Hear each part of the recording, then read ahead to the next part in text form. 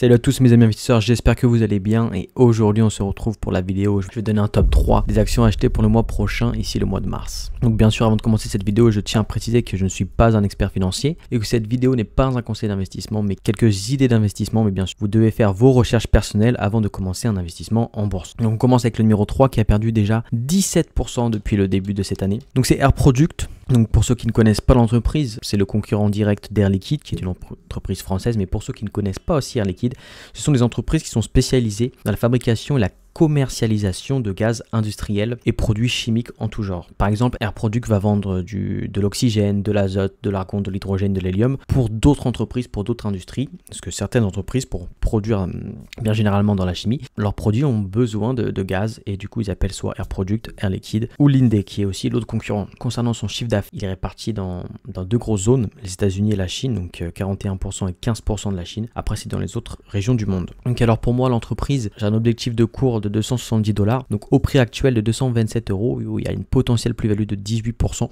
à faire durant cette année. Donc c'est pour ça qu'elle rentre dans le top 3, mais c'est quand même la plus risquée. On va le voir après.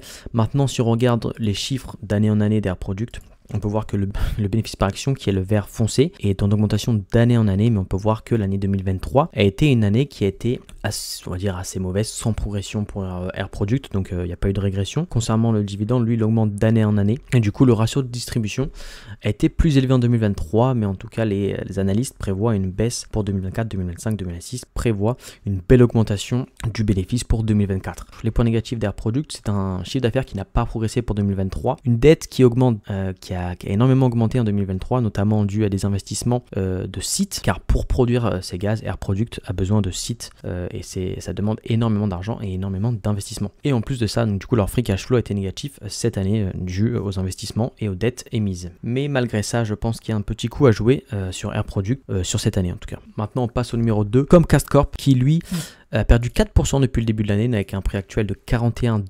Donc moi c'est un achat fort sur cette entreprise, surtout pour cette année. J'ai un objectif de cours à 46 $, donc ça fait une petite plus-value de 9%. Donc pour ceux qui ne connaissent pas l'entreprise, c'est une entreprise américaine, donc c'est possible qu'il y en a qui ne connaissent pas l'entreprise, mais c'est une entreprise qui est spécialisée sur les médias et la technologie, donc que ça soit de la télévision, du divertissement, etc. On va pas rentrer dans les détails. Donc on peut voir maintenant le bénéfice par action d'année en année qui a tout simplement, si on prend l'année 2023 qui a été à 4 $ de bénéfice par action, en 2017 elle était de 2 $. Donc c'est-à-dire en 6 ans ils ont réussi à doubler leur bénéfice par action, donc c'est plus que du 10% par an. Donc voilà, donc le chiffre d'affaires, en tout cas lui il a pas été en progression pour l'année 2023, ils ont réussi à augmenter leur marge, ce qui est quand même un point positif, et ils ont quand même des dettes assez élevées. Donc attention, ce n'est pas tout beau tout rose. Et enfin pour terminer ce podium, le numéro 1 acheté en mars, c'est l'entreprise Meta. Donc comme vous le savez, j'investis uniquement sur les entreprises à dividendes. Meta auparavant n'était pas une entreprise qui versait des dividendes, mais cette année elle nous verse un dividende et c'est une très très bonne nouvelle car c'est une très très belle entreprise. Donc concernant la variation sur 2024, l'entreprise a déjà pris presque de 40%, donc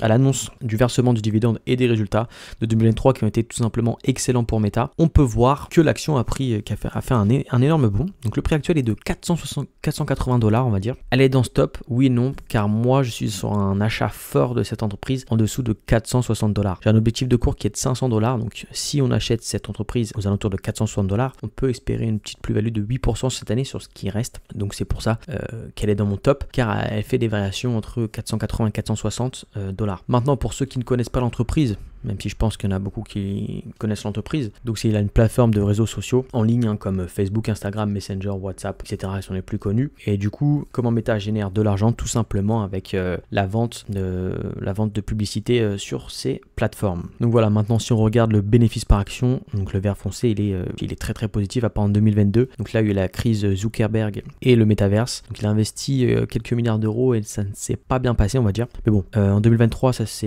Meta s'est relevé. Et on peut voir que pour 2024, 2025, 2026, les prévisions sont excellentes. Donc il n'y a pas trop de points négatifs pour Meta. Le seul point négatif, c'est un peu sa valorisation qui est peut-être assez élevé, donc on est sur un PER de 32, mais on est quand même sur une entreprise à croissance avant tout. Ce n'est pas une entreprise à dividende, c'est une entreprise à croissance. Et un PER de 32 dans la technologie, ça reste quand même acceptable, surtout pour Meta qui est pour moi une excellente entreprise. Donc voilà, donc c'est tout pour mon top du mois prochain, des actions que je vais potentiellement acheter, etc. Bien sûr, ça va dépendre, il va peut-être y avoir d'autres opportunités, mais ceci n'est pas un conseil d'investissement, ce sont juste des idées d'investissement. Donc si la vidéo t'a plu, n'hésite pas à mettre un like, à t'abonner. Si mon Excel de suivi qui est complet et totalement automatique t'intéresse, n'hésite n'hésite pas à voir le lien en description. Donc si la vidéo t'a plu, bien sûr, n'hésite pas à mettre un like, n'hésite pas à mettre un commentaire et me dire quelle entreprise toi tu vois qui va bien fonctionner en mars 2024. Et sur ce, je vous dis tchuss!